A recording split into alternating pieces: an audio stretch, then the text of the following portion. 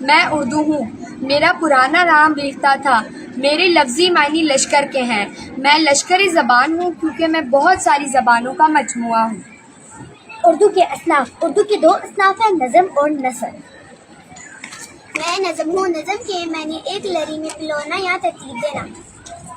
نظم کے اقسام۔ نظم کے کئی اقسام ہیں، حمد، نعت، ملی نغمہ، غزل، مناجات، رباعی، قصیدہ وغیرہ۔ میں حمد ہوں، حمد وہ نظم ہے جس میں اللہ تعالیٰ کی تعریف بیان کی جائے۔ میں نعت ہوں، وہ نظم جس میں ہمارے پیارے آقا صلی اللہ علیہ وآلہ وسلم کی تعریف بیان کی جائے۔ میں ملی نغمہ ہوں، وہ نظم جس میں وطن کی تعریف بیان کی جائے۔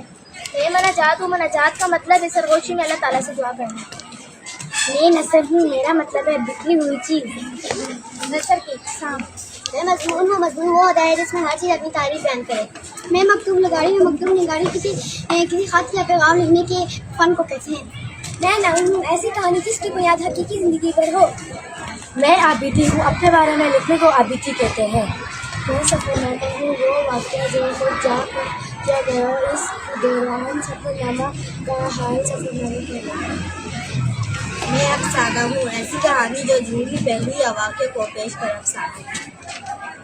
میں ڈرامہ ہوں، ایسی کہانی جو اسٹیج پر کرداروں کے ذریعے سے پیش